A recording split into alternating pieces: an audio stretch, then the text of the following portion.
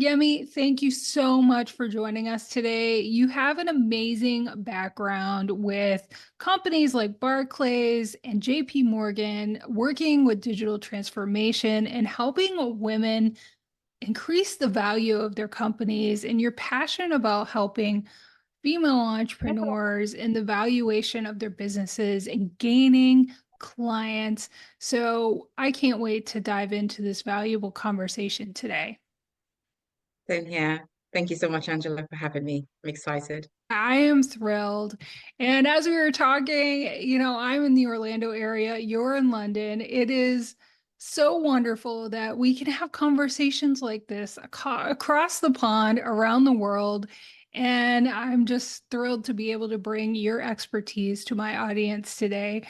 So, before we dive into all of the juicy questions, why don't you set the stage for us and how you became passionate about helping women in their businesses and how you have this expertise in digital transformation? Sure, Angela, I'd love to. Again, thank you so much for having me today. So my background is in investment banking, as you pointed out. So I started off my career working for big investment banks and working on large transformation programs. But both my parents are entrepreneurs, so I've come from a long line of small business owners myself. And then about, I think, 10 years into my career, I did an MBA at London Business School. And I really always wanted to work with small businesses, but I just could not work out how my big fancy investment banking skills was relevant to small business. But then thankfully the pandemic happened.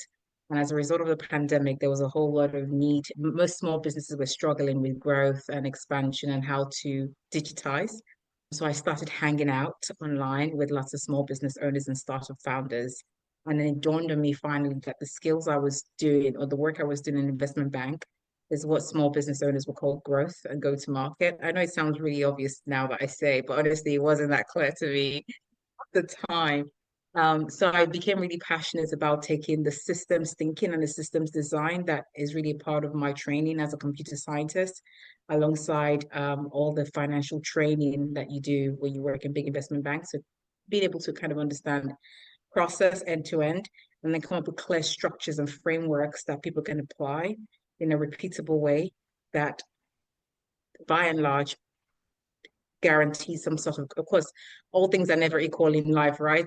Standard temperature and pressure never really applies in life, but more or less within say 80 to 70% tolerance, you should be able to replicate the results. And so that was what I started doing. So I started off working with like startup founders, developed what we're going to be talking about today, the 5P. So really working out what's the key bare minimum essential things that as a startup or as a new business owner you need to have in place to be able to attract your initial clients. Because what I was seeing was a lot of small business owners were doing so much busy work, Angela, so much busy work. They spend thousands and thousands on websites, photo shoots, logos. I'm like, okay, great. You've been doing this for the last 2 years now. How many clients have you worked with? None. It's like, really? So it's how can we simplify that process was the first thing. And then once they have them found as clients, how do we scale and make sure it's done in a repeatable way and there's systems and structures around it?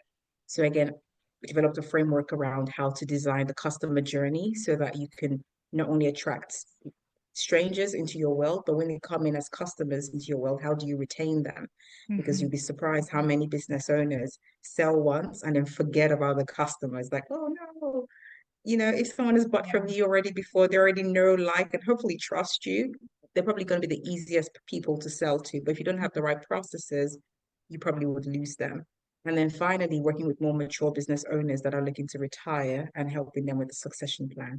So Mm. my business, the Change Hive, right now, to be fair, really focuses on scale ups and exit planning. But in the rare case that I attract a new business owner looking to get started, I will kind of guide them through what we'll be talking about today. Mm. Hopefully that answers your question. Yeah, no, I mean, it's so fascinating. And I love that you share this story about how you didn't realize how your own skill set could transform to helping small business owners. And I think that that is the story of so many female entrepreneurs.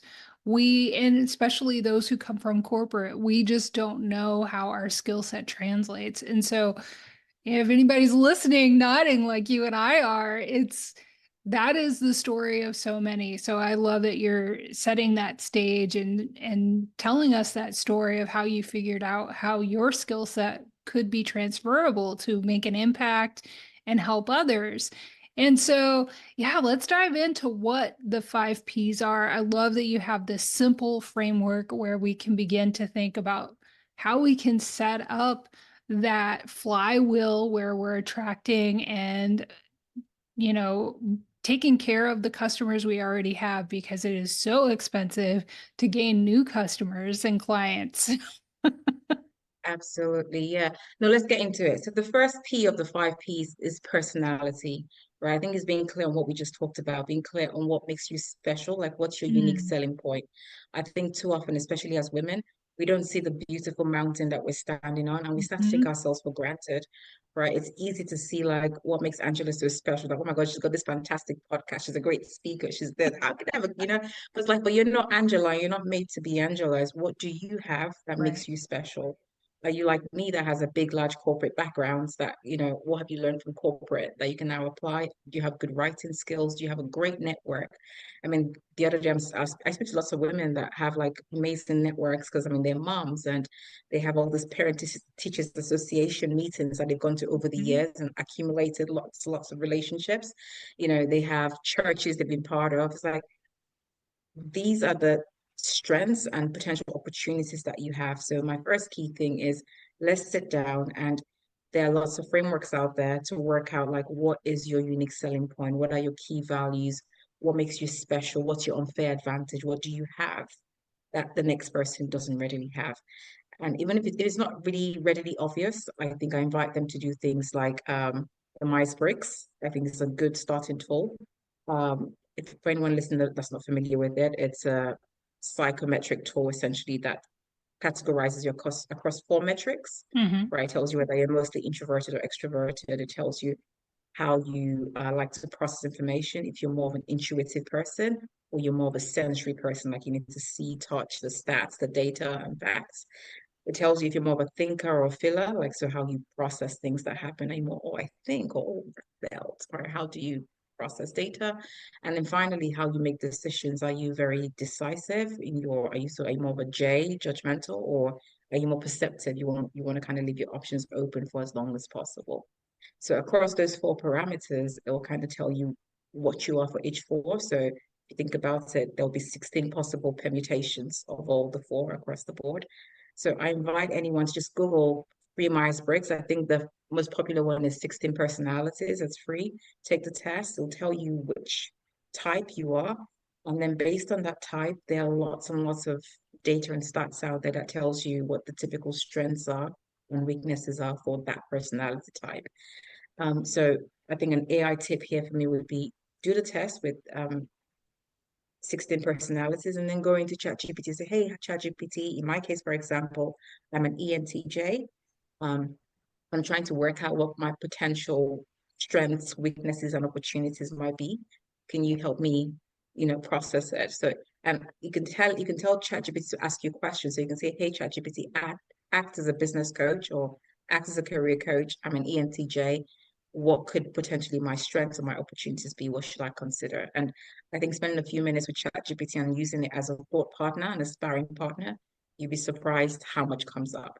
And if you have any other tools, it doesn't have to be Myers-Briggs, by the way. For some people, they like the Enneagram better, but Mhm. use the Enneagram if that's what you're more familiar with. Mhm. But I think those tools are just, they get the thought process going. And if you are already super self-aware and you can sit down with a blank sheet of paper and just do a little quadrant, strengths, weaknesses, opportunities, and threats, and write it down. Angela, what baffles me the most actually, when I do this exercise with clients, I find women, God bless us, like we are so good. We're so good at saying all our weaknesses. When I ask them, so what are your strengths? They struggle, Angela. Like I get like 2 bullet points of strengths, and I'll get like 10 pages, 10 bullet points. I'm like, girl, really? Is it, Yep. you surely you have strengths, right? If someone is paying you, they're not doing community service by paying you. It's because you're bringing something to the table. So this is why I find the tools kind of take away they help you see the mountain you're standing on. Because if the tool tells you you're an ENTJ, in my case, for example, you can go in ChatGPT and say, hey, ChatGPT, what are the typical strengths of an ENTJ? What are the typical opportunities for an ENTJ, kind of thing. And hopefully you start to see the key points, and then you can ask friends and families to help you add more color if need be. Hmm. But the first starting point, I think, is really being clear on who you are, what you're all about, and what you bring to the table that others don't have. Because I think otherwise, we then fall into the trap of comparison and trying to do business like somebody else and trying to do somebody else's strategy, and it never really works. So that's the first one. Second one is around the pain point. I think being really clear, crystal clear on the problem you're looking to solve. Now, this one sounds really obvious when I say it out loud, but you'd be surprised how often we all skip it, right? Because sometimes um, most business owners start off because they had a problem themselves that they've solved, and they now kind of assume everybody else must have the same problem. Or they've gone to a different part of the world and seen something that looks like, oh my God, that's fantastic. I need to bring that home. It's like, great. It's good that you have this light bulb moment, but before you jump headlong and you start trying to solve problems, you want to do some analysis and actually sit down and make sure that problem is the problem and you really understand that what the pain points are, and what the size of the market is, how big it is. And it's not just the flash in the pan problem, right? It's not just, was not just a seasonal thing that's now disappeared and Mm. wouldn't come back again. So it's a really taking the time to identify who potentially could have the problem, reaching out and asking the questions. So doing initial customer research and surveys. And it's not throwaway work, because I'll show you in a minute how this exercise will then be used to then generate paying clients in the future. But for now, it's actually low pressure. So it's a case of, if you think, for example, hair care is going to be, there's a problem with, say, I don't know, certain curly hair, people with curly hair have a difficult time maintaining their hair, blah, blah, blah. Great. I think for me, the next step would be, before you start trying to create a product or selling a product to people, go find forums online with people that have curly hair. I think we live in a very interesting time where there is a forum and a Facebook group for almost any subject matter. And if you can't find a Facebook group, then I would question whether or not it's a big enough problem, because I expect that you should be able to find some forum of some sort that you can tap into and start to ask the questions in those groups to make sure that the pain really does exist. Mm. The third thing to consider is the persona. So who within the demographic of people that have the problems identified, what subtype of person do you want to help? So for example, because I started with hair, let's try and stick with hair. It could be it could be a child, a mom that has a daughter with curly hair that has the problem. It could be the mom herself, it could be an older woman. But the way, or it could potentially even be a man, it could be like a Hmm. guy that has like long Yeah. hair, right? Uh-huh. So you start to see that there's different subgroups within a big population of people that potentially could use your solution. There might be room to further segment and to be very clear on which subgroup you want to talk to. Because if, for example, you want to talk to kids, like you think like it's mainly moms that have kids with curly hair that struggle every morning to get the hair looking good, and they're always late for the school bus because they can't seem to get it to work, right? Um, the way you target that market would be very different to if it was an older woman that's a corporate, professional. So it's of all the people you've interviewed and asked the questions and all the forums you're seeing, which subgroup do you think is the most would you like to target the most? And for this, I like to ask my clients four key questions. Is number one, you want to make sure the subgroup is profitable, right? Because I think sometimes, again, as women, our nurturing side kicks in and you want to help the whole world. It's like, great, you have to do well to do good, is my thing, my mantra, right? Mm. So you have to make sure you're profitable, otherwise you're going to burn out and it's not going to be sustainable for long enough to really do the good you want to do. So the demographic needs to be profitable. So are they profitable? Number one. Number two, ideally you want a growing demographic, right? You don't want to go chase after a demographic that's now shrinking. And yeah, you then be it's you find that your marketing efforts will get harder and harder as you go along. Number three, there needs to be a clear need. So the pain point has to be clear for that demographic. I think sometimes we all have wishes, but not all of our wishes are actually desires that we're actively pursuing, right? And it's been sure that for the demographic you're pursuing, your product is definitely a need, is not a want, right? And what I like to give as an example is you want to make sure that they're actively doing something to solve the problem. If they're not trying to solve the problem actively, then they don't really care. They just kind of, it's at that time, it's a wish. It's like me trying to learn French. I want to learn French, but I've never done anything useful to actually do anything about it, right? And then finally, they have to find you credible. I think it's important that the demographic you go after, it has to be easy for you to find them. And when you present your information to them, they have to resonate with you and your messaging. Um, so the example I like to give, because again, it sounds silly when I say, but you'd be surprised how often it happens, right? Is there's a famous quote, and it's true. You want to solve rich people's problems, which is true.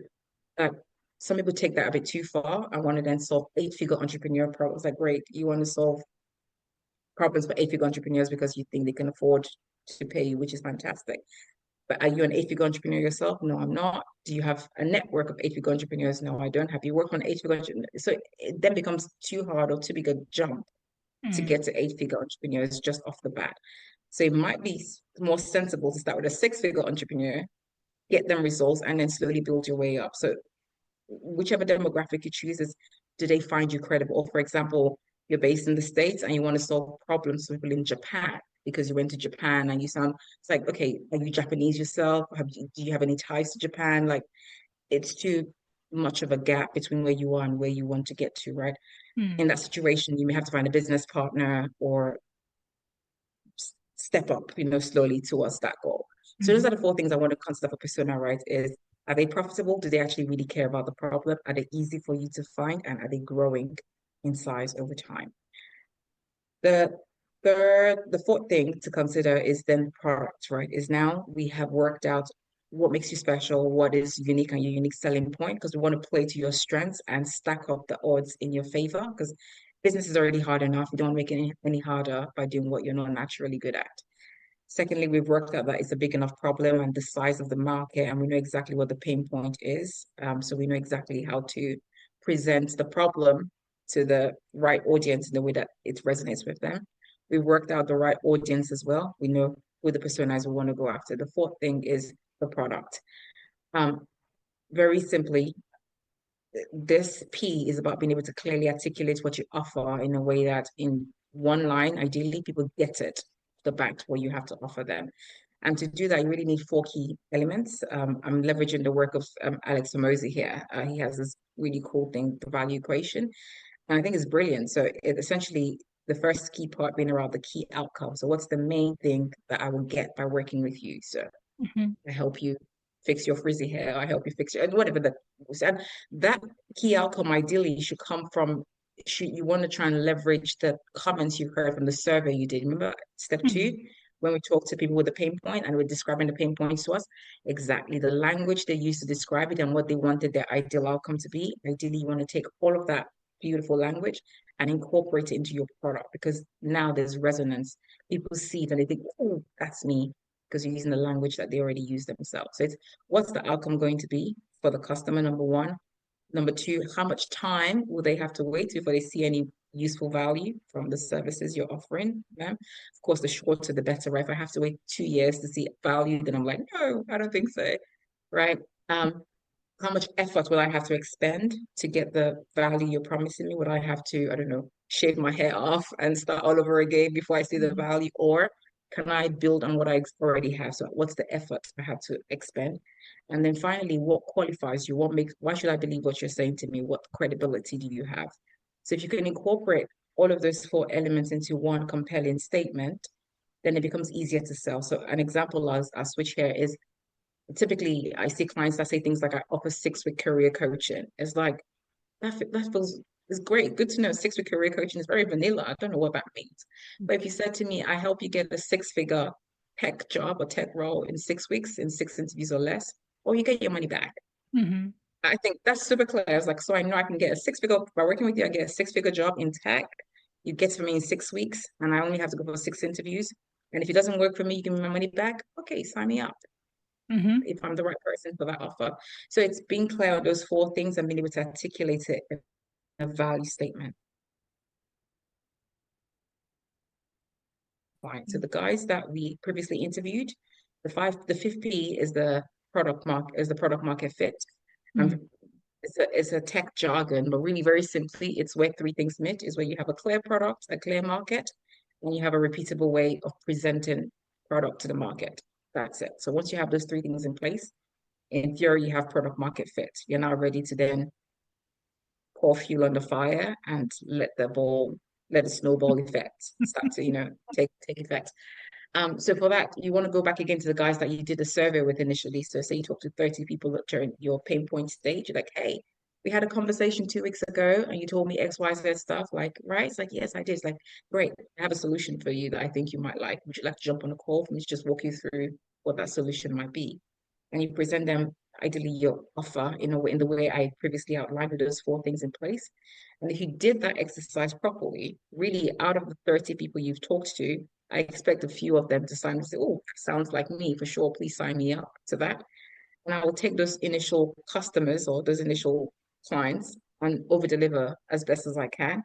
Mm-hmm. And three things I ask my clients to do at this stage is because you're looking for trial clients, if you're just starting out, you don't have any clients or any testimonials or referrals or anything like that, you want to get that built ASAP because the more testimonials and reviews you have, the easier it will be to attract more and more business to you, right? Mm. So if, for example, it'll take 6 weeks to do your career coaching in the example I gave, you might find that you don't have to wait 6 weeks to, if it's possible to break that down into smaller milestones. For example, in week one, you might be able to refresh their LinkedIn profile and get them and do it such that they're getting recruiters contacting them. So the first initial milestone is to refresh your LinkedIn and Mm. your headshots in a way that is more attractive to employers, something like that. That might be a good trial offer to offer your Mm. initial demographic because you want to offer them something, give them that first aha moment. And then once they've gotten that, at that point, the 3 R's then kick in. Is number one, you then say to them, thank you so much for working with me for the last 1 week. What's your experience been? Hopefully it's positive. It's like, great. Okay, so I've now delivered you a good LinkedIn. I would like to invite you to carry on. If you want to carry on working with me, I can do blah, blah, blah, blah, blah as well for you. So you Mm-hmm. can upsell them additional services. Number one. Number two, you can ask them, given that you enjoyed working with me, would you be open to leave me a review so that other people like yourselves can find my work? And usually it's like, yes, of course, absolutely. So you want to get the review and get it in whatever format makes sense for your industry. For some of us, it makes sense to get it on Google, others, Trustpilot, so whatever makes sense, try and get that review. Mm-hmm. And then finally, you ask them, who do you know that could benefit from my services, right? So you Mm. ask for the referral, the end. And you start to get like, so done right at that fifth step, you are getting some initial paying clients, getting reviews, and also getting more new customers through word of mouth referrals coming into you as well. So Mm-hmm. those are, I don't know, very quickly, hopefully, that is like the 5 Ps I would recommend as a starting point. And I think that structures the startup process compared to trying to spend all this time doing logos and doing websites. Because Mm. if you notice in all of that, I have not mentioned do a website, do a logo yet. It's like, no, you can just, all of this can be done from your social media page. So just clean up your social Mm-hmm. media with your right offer statement. So it's clear what you offer and then start reaching out to people. And then as you get Mm-hmm. traction, as you get positive responses, you invest more in the business and you get the flywheel going, as you said Mm-hmm. at the start. That was an entire masterclass right there, honestly. So well done on the delivery of like, I'm sure years of experience and kind of just trying to put it in a simple framework. And like you said, we get so distracted with all of the pretty things, the the headshots and the logos and all of those things instead of applying the strategy to really get paying clients, right? Because that's the goal. And you're known for your offer to help put in place the 5 Ps in 30 days to get paying clients. So let's say we've put into motion all of the 5 Ps. We've done the wonderful self-awareness that I think is so important for any entrepreneur to get to know who you are and Mm-hmm. focus on what problem you solve and not just what you do. We think, oh, I do this. Yeah, but what problem does that solve? I think that that was a brilliant reminder. But how can we begin to organically attract those ideal clients? And how do we identify who those ideal clients are? Yeah, so how can we organically attract the ideal clients? I think it is spending the time really understanding the problem. That was what the Mm, second P was about the pain point, right. right? So you're trying to find where they hang out online or hang Mm, out in real life hmm and inserting yourself into those communities if you're not already part of it. Because you want to understand the language they use and how the problem shows up in their lives, and hmm also what solutions they're currently attempting to deploy that isn't as mm, effective, and also how much they're spending already to solve that problem, because then that tells you the potential price elasticity and where they are in terms of where their head is at for pricing wise, right? Because they're already hmm spending about thousands of pounds, and it tells you that potentially you can charge them the same or better if your solution is hmm better, and hmm you'll still get lots of signups. So how to organically attract, I think, is finding where the people are hanging out and hmm go. This is why I think if you can't find online forums or existing venues for those customers, then I start to worry whether or not the problem really is a problem. My recommendation is if you're starting out, unless you've got lots and lots of budget, don't be the one trying to blaze the trail. The fact that the audience doesn't exist doesn't mean that it's not a problem. It could be a problem, but I think usually it's the sign that you're too early. Um, mm and you need lots of money behind you to educate the customer and make them aware of a problem that maybe they're not yet aware that they have, right? Be like mm an iPhone, because you know how, so you can invent a new category for sure, but it takes a lot of money and capital. And I think most of us don't have that available. So find the audience, I think, insert yourself into it. And as you start to talk and hang out with them, you know the language to use, clean up your own. So I think we live in very interesting times, right? Where we've got you've got access to almost anybody in the world these days with social media, right? So it's a how can you Yeah. clean up you're on if it's linked if you find, for example, like most of your audience are moms, perhaps LinkedIn is not the place to mm put your stuff because they're probably not going on LinkedIn. Maybe it's more Instagram that's their jam, right? They're hanging out there hmm a lot. If it's more older people, you may find Facebook is where you need to be showing up very regularly because that's where they like to hang out. If it's younger people, perhaps TikTok, or maybe everybody these days, I don't even hmm know. Right. So it's finding where they already hang out, cleaning up your profile to look the part. And it doesn't mean you have to go to a fancy studio shoot. It could just be you and your best friend. You take a nice photo of yourself and put it up there, put a hmm nice headline. These days we've got Canva as well. You can go on Canva and hmm get something really quickly designed. Um, if you're on a budget, or you can get someone on Fiverr to do it for you. But all of this should not take more than 1 to 2 days to get all that branding done. And I think you only really invest in this after you've worked out that there is definitely a need by interviewing people. And with hmm the interviews, I think ideally you want to try and do it as much as possible in person. I don't think I said that at the start. I like to recommend that as many as you can do via hmm video in person. You get so much more when you talk to people, mm because you get little like face drops or like body hmm language shifts. They're like, hmm stop, tell me more, right? That you wouldn't get when they just kind of give you yes, no answers on a form. So if you ask the questions and, you get more colorful answers. There was a second question you asked that I forgot. One was how do you organically attract and how do you make yourself attractive to them, right? Oh, and how to identify who those ideal clients are. And yeah, I We think you've talked about that touched with on the it a little four. bit. Yeah, I think the right clients are the ones that fit as many of those four categories we talked about mm earlier, right? So they're ideal if they can pay for your services, and ideally not just pay one time, but keep paying so you can sell them some form of subscription. So to my point earlier about you get the customer once and then you forget about them, we don't really want that. We want to be able to sell them something else and keep them within our world, for as long as it makes sense to you. So are they profitable? Secondly, do they really have a need for the problem, or is it more of a nice to have, right? You could be a vitamin, you could be a painkiller. If you're a painkiller, it makes it easier to sell, right? Because a painkiller, the pain is there. If you're more of a vitamin, then it's kind of, oh, maybe I'll get it, maybe I wouldn't. So you might have to exert a bit more effort to make it clear why you need to take your vitamins, right? So that means more sales, right? So it's not a clear need. So ideally, you want to sell something that there is a clear need for and there's a clear pain point, hmm and then it makes it easier for them to sell. Third is ideally you want a demographic that's growing in size. So you don't want to be chasing after, for example, the face mask business, right? Because that's fairly stable, right? There was a time when that was a place to be because everybody was buying face masks and losing face masks every other day. Mm. But now it's shrinking or going after the newspaper business. Newspapers are now becoming less and less a thing, right?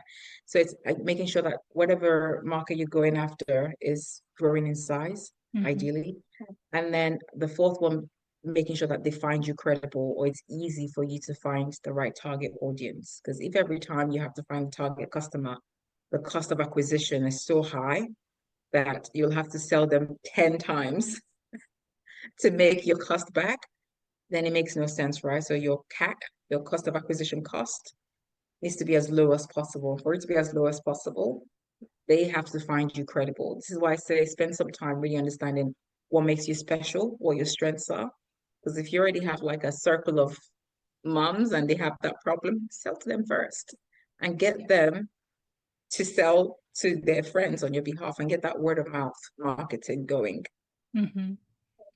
Yeah, and so apart from the strategies and the frameworks, what are some of the common missteps that early entrepreneurs make? And how can we help them stay motivated and focused when that's difficult when they're trying to implement the 5 Ps and get their new clients? Well, no, great question, Angela. I think for me, the first one is comparison. It's that Mm, I think step by step. I think first of all, it's number one, maybe too many voices initially. So it's yeah. like social media is such a beautiful thing. But I find when I'm working with clients, I almost want to say, tell me who you're currently following on social media. Let's make a list. Now Mm, let's go through each one by one and see if they're relevant to where you are right now. Because I think sometimes it's good to follow people for inspiration, but let's know that mhm, that's why you're following them. So separate mm, your inspirational content from your educational content. And I think it's important because mm, any advice on social media, even this one, is mhm, generic because nobody has your exact context, right? mhm. And then if you compound that problem by then following 10 different people that are giving you 10 different advice, pieces of advice, Oh, yeah. confusion and overwhelm Mhm, becomes, inevitable. So I think the first starting point, maybe review your social media and just be clear on who you're following and why you're following them and making sure that their advice is applicable to where you currently are in your journey. So are they speaking to startup business founders? Or are they speaking to like eight-figure business owners and unicorns in their mm, advice? Is it relevant? Secondly, I think that's where the personality thing comes in, right? Is doing your best not to compare. I think this entrepreneurship journey has lots of peaks and troughs, right? Is mhm. when you're on a high, it's amazing, but when you're on a low, it's like, oh my gosh. And unfortunately, when you're on a low, that's when doom scrolling starts. So it's like, I'm just going to go on Instagram to pass away. And it's the worst place Right, ever, right? It's like right. to be hanging out because nobody is posting their down days on Instagram and saying, oh my God, even when they do post, when people, even when they post their They're down days, it's never really in full color, right? It's still mm, posted as a motivational post. It's like, yeah, you win some, you lose some. Like I'm gonna fight. It's like, no, mate, that's not how it was. You're not if when you're in motivational mode, that's not that's not how it was when it first happened, right? So mm, sometimes online we're comparing ourselves to other people. I think mhm, that again becomes a distraction because I mhm, think in any race, if you are looking side to side when you're trying to run your race, you lose mhm. track of where you're going around, you start to lose Right. momentum. Mhm, And then I think the third one being yeah, I think it's really just two key things, right? Is applying strategies that do not apply to you, trying to mm, take some generic advice or generic and trying to put it in on your business. mhm. And secondly, I think comparison. I think sometimes just and this is why I think Yeah. by being clear on that personality stuff, I explain this all the time when I teach or when I work through this framework, is it might sound very touchy-feely. It's like, oh my Mhm, God, I just want to make some money. What is this personality nonsense? But it's the it's very foundational. Like I know how because I always encourage because I think when I teach on this, I spend about 60% of my time really going deep on this because the clearer we are, we have the strong foundation, everything else becomes so much easier to build upon. Otherwise, it's really shaky. Yeah. And what I hear you saying is that we just need to be really intentional about the environment that we create. And I think our reliance on technology, we just become desensitized to the impact that it's having on us. And we're just thoughtless about how much, who we follow really does influence us. And I think too, finding your focus and just finding your direction, whatever direction that is, and sticking with it. That is a great point. Yeah, and it is so difficult. Like you said, I mean, it's like drinking from a fire hydrant, being on the internet sometimes. And so being intentional about those things and just focusing on your own journey, not where other people are, where you want to be or whatnot, is just, you just can't do that because you're on your own individual journey. And so those are just so important. And like you said, you're again getting back to getting to know yourself and how important that is. And I know sometimes people criticize me for focusing so much on the mindset, and that's what that is. And it is so fundamental. Yeah. The battlefield really is the mind. I think back in the day, most of the wars were physical wars and battles. Uh, but now we don't need to do most of that doesn't happen Right. anymore in the physical. It's now mainly in the mind. So it's Right. people trying Yeah. to steal your attention and your focus. And Right. that is, so yeah, Right. 100% mindset. Yeah. And I know we're coming up a little against time, and I know you have some amazing expertise in AI, and I'm so passionate about how we can utilize it to automate our businesses and to help all of the things that you mentioned. But is there any other way that some quick tips maybe you can share with listeners on how they can begin to incorporate AI to help them in the process? Because for me, it's like having a whole other assistant or something like that in almost everything that I do. Absolutely. I think the first way to think of AI is think about it as IA, your intelligence assistant, right? Mm, Is I think if you think about it that way, then it starts to open up your own thought process of how you want hmm. it. So if you think about it as I have the smartest possible assistant sat next to me, what Yeah. would I give them to do? That's the mindset I want you to have when you think about AI. And I think the most accessible, the one that was most popular was ChatGPT. I think Hmm. that's still a great starting point. Hmm. There's of course now newer and newer models popping out every other Right. day, but I think ChatGPT is still pretty good a starting point. Hmm. I would not overthink it. I think people go on Mm, whole courses to learn ChatGPT. I'm like, hey, hold on. ChatGPT, at the heart of it is being able to ask good questions. And it hmm. doesn't charge you per question as well. So you can ask Hmm. this smart assistant that you have doesn't have an attitude. Right? It doesn't give you, like, why are you so dumb? Like, how many times will I tell you that, right? So there's nothing to be scared of. So I will just go on my smart assistant, ChatGPT, and ask it all the dumbest questions I want to ask and think about it as a thought sparring partner or as a Hmm. starting point. So I think with all the five P's things that we mentioned, all this stuff, you can always put Hmm. it into ChatGPT and say, hey, I think I give you the personality example. I'll do the same thing as well for who do you think, what do you think the pain point might be? Where do you think I may be able to find them? ChatGPT can actually suggest to you potential forums on Hmm. Reddit, or like you'd be surprised the actual links they'll give to you. Wow, I never thought of that. Um, yeah, I'll get it to do things like persona analysis. I'm like, okay, so I've gone on this forums that you suggested because Hmm. the hyperlinks I have to say sometimes are wrong. The other one that actually has like really good links and are always as correct is Perplexity, Mm. perplexity.ai. I think it's better when it comes to doing research type stuff like live because perplexity.ai has like access to live data on the internet. It's a lot Mm. more current than ChatGPT is. So if you want to do actually for the pinpoint one, I might use more Perplexity because ChatGPT sometimes like hallucinates and gives you some Yeah. dodgy, it gives you groups that do not exist. But if Mm-hmm. that happens on ChatGPT, I'll just go on Perplexity and be like, hey Perplexity, I'm thinking of Hmm. solving a problem in this sector. What Hmm. online groups or forums are you aware of that I should check out? And Hmm. you will literally go through and give you all the ones that I could find Hmm. is one. Then same thing as with the persona. So once I've done my research, you can also use it for sentiment analysis. That's what I use my ChatGPT for a lot, actually. So Hmm.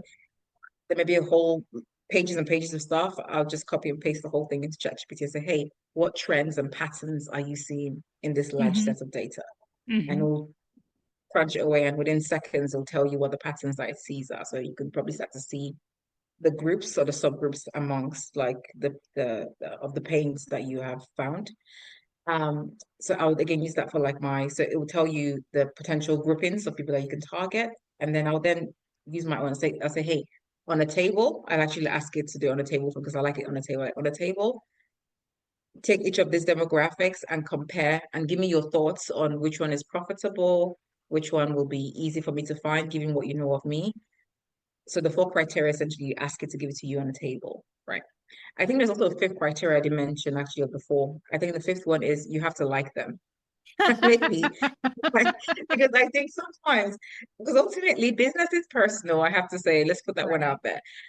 I think yes, be logical and choose what ticks all the boxes, but if they tick all the boxes but you don't really like hanging out with them, maybe they're not your people, right? It's not gonna work, right? Right? So maybe there's a fifth one, I don't know. So you want to get again, you can get it to do the analysis for you on the table. Same thing as well with the product statement that I Mhm. mentioned, the four uh, things to include the outcome, the effort requires, the time, and also the guarantee. You can get Mhm. ChatGPT to suggest 10 potential alternatives, and of the 10, Mhm. you pick one, or you may find that you want to blend a hybrid of the various options is given to you. So I would think of ChatGPT or AI initially as an intelligent assistant. I think that's a good, easy Yeah. starting point for most people because otherwise Mhm. the overwhelm then kicks in and they start to overthink it. So I'll Mhm. start with ChatGPT. I'll go into Perplexity, like to do more current research. So, for example, you wanted to research someone like yourself. If you have a book, Perplexity will have a lot more current data than Mhm. ChatGPT will have, right? Mhm. And then Canva, the tool that you use to generate your graphics, it also has an AI version as well. So you can actually describe to Canva what you want, and it will generate an image that is Videos, kind of sort of yeah, graphics, all of these things.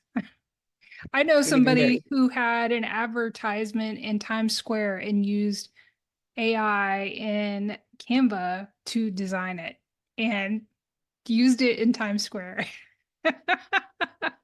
And it was Exactly. brilliant.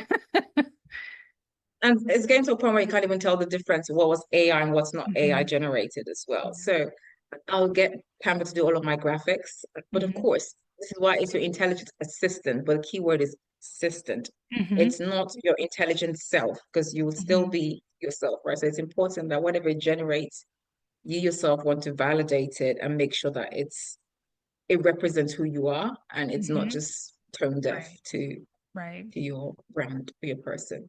I don't know if that gives some tips, but I think that would be my first initial starting point, right? Is Yes, we can then those are start to get more wonderful. exotic. Yeah, I think we can get more complicated, but I think that's a good Right. starting point for now. It's like, Yep. I think those are wonderful tips. And I'm always trying to get my listeners that if they're not already incorporating AI and thinking of various tools that they can use in different ways to grease the wheels, to make the big thinking easier and putting the strategy into place, now is the time to do it because you're going to get left behind if you don't. But before we wrap up, if any mompreneurs are listening that are struggling with starting their business or a reset or reinventing or implementing a change in their business using your steps and your framework, what are maybe one or two things that they should focus on? Because, like you said, we will overcomplicate it. We will, get lost in the mind drama. So, what are some of the things that they should simplify to think on to just get started? having inner work. So that personality piece, fundamental, regardless, business life, I think it's important to be clear on who you are, what you want out of life, what's important to you, Mm-hmm. who you want to hang out with, who you don't want. Just, I think it's regardless. Yep. That's I think always the starting point. And then the second thing is around.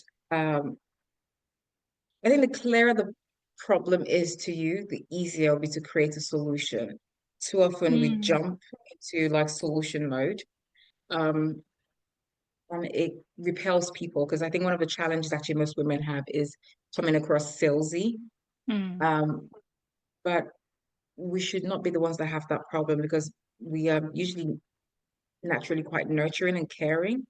So if we spend the time really understanding the problem and we understand it in the language of the people that have the problem, when we then come up with the solution, it'll be easier to present and say, hey, I wanted to help you. It's now Mm-hmm. more you helping them, not you forcing something down their throat, right? So Mm-hmm. I really think it's important to spend the time and listen with empathy, which we all, most women Mm-hmm. naturally have anyway. So let's use our empathy skills and our emotional skills in our Mm-hmm. favor. Because I think Mm-hmm. sometimes what holds us back in business as women is being too emotional, Mm-hmm. right? Is being too passionate, but we're passionate about a solution.